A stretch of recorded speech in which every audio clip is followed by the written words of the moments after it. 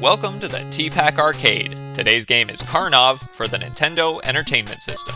In this 1988 action platformer from Data East, circus strongman Jinborov Karnovsky, or Karnov for short, is on a deadly treasure hunt. And why is it deadly? Well, because obtaining the treasure means fighting your way through 9 levels of demons and mutants and dragons and dinosaurs and, well, all sorts of nonsense. See, there's no real central theme to this game. It's like the designers just threw whatever unhinged concepts they liked into a blender and outsourced the art direction to that one weird kid from middle school who liked to draw but wasn't necessarily too good at it, and spent all their time watching foreign fantasy movies in lieu of social interaction. Which may sound harsh, but that isn't a bad description of myself in middle school, so I judge from a place of experience. Anyway, Karnov attacks with fireballs, and the enemies take 1 or more hits to destroy. You can collect red or blue orbs to double or triple your fire blast, or just to restore a hit point, because taking 1 hit turns Karnov blue, and taking a second hit is a one-way ticket to the big sleep.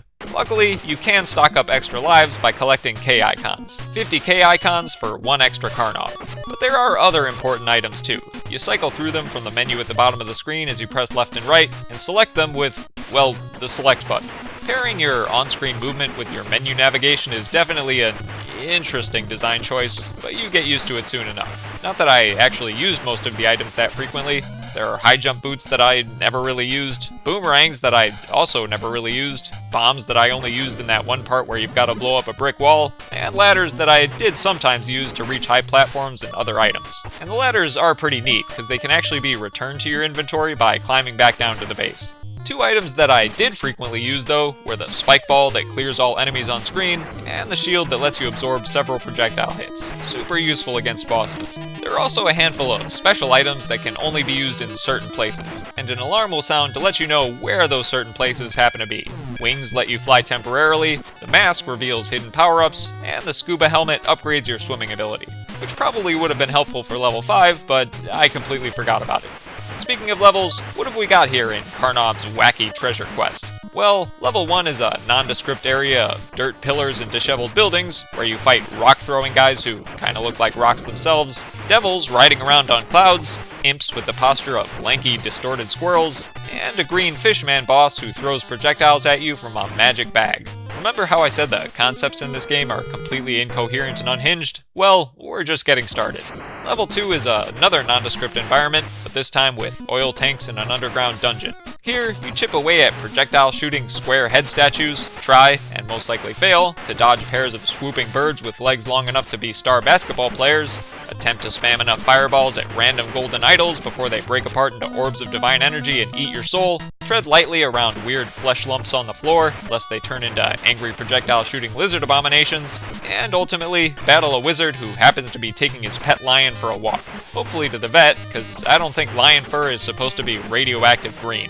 Level 3 is a wasteland of broken trees and jagged rocks, where you encounter little green demons who swoop down at you in groups because they're dirty cowards, a deadly trail of light that may or may not be the remnants of your soul that was stolen by the golden idol in level 2, and of course, a T-Rex, because why shouldn't a circus strongman fight a T-Rex?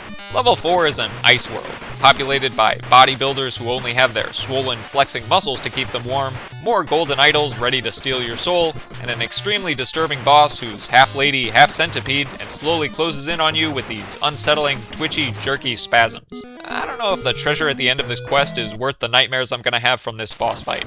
Anyway, level 5 is an underwater escapade where Karnov dons his flippers to fight angry fish, projectile-spitting seaweed, orb-segmented sea serpents, and harpoon-toting mer-people, who are much more like horrifying sea demons than pleasant, pretty mermaids. Also, the T-Rex is back. Don't ask me why, he just is. Now level 6 is a fancy temple with endlessly spawning knife knights, a tower crawling with the fishmen from level 1, not sure why they're here instead of the underwater stage, more squirrel-postured imps, and, ooh, the return of the centipede lady. Why can't I just fight a 3rd T-Rex instead? In level 7, you infiltrate a brick fortress, guarded by green bird squadrons, undead guys who periodically turn into tombstones and take a ton of hits, and a really cool fireball-spewing 3-headed dragon. Neat. Then in level 8, you take to the skies with your trusty wing power-ups to fight more cloud devils, gargoyle statues who can only be damaged with direct hits to the eye, and the 3-headed dragon again. who fits well in the context of a sky level, but he doesn't actually fly, so it feels like a bit of a wasted opportunity.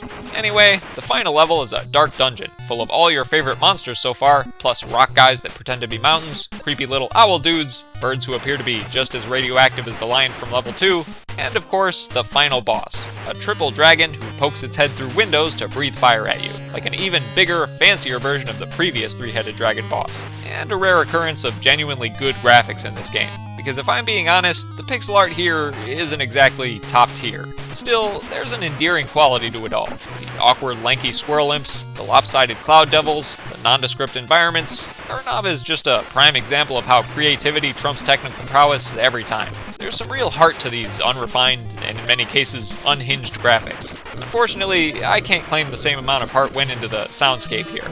Aside from a couple of added boss fight themes and a level clear melody, there's literally only one background track in this whole game. You listen to the same awkward chiptune in every single level. Now, that one chiptune isn't bad per se, but it is awkward, switching abruptly from this upbeat military theme to an alarm-like suspenseful section, back and forth over and over and over for 9 whole levels. Not that you even hear it all that well over the white noise crashes of your fireballs, or worse, the glitched out, high-pitched boss damage noise that'll make your ears bleed if you don't turn the volume down. Now, Karnov isn't a very difficult game once you get the hang of it. True, the controls are a bit clunky, but in an oddly accessible way. Plus, the enemy patterns are never too challenging, the shield power-ups makes boss battles much less daunting, and the unlimited continues let you keep trying each level as many times as you need to. I personally played all the way to the final boss legit, before using a save state to fight him without redoing the last level if I died. Unfortunately, I learned that he was pretty easy to beat, and I probably could have cleared the game without cheating if only I were a little more confident. But maybe I'll go back and do it properly another day. My favorite thing about Karnov is how it somehow manages to be a clunky game with awkward power-up mechanics and borderline offensive graphics and sound, yet is so endearing that you can't help but love it in spite of those flaws. I'm hard-pressed to say I love it because of its flaws. There's just more character here than in most well-polished but otherwise unremarkable games. So overall, even though a lot about Karnov could technically be improved or refined, I wouldn't change a thing. So let's just enjoy the unhinged chaos of this treasure-hunting, T-Rex fighting, flame-throwing circus strongman extraordinaire.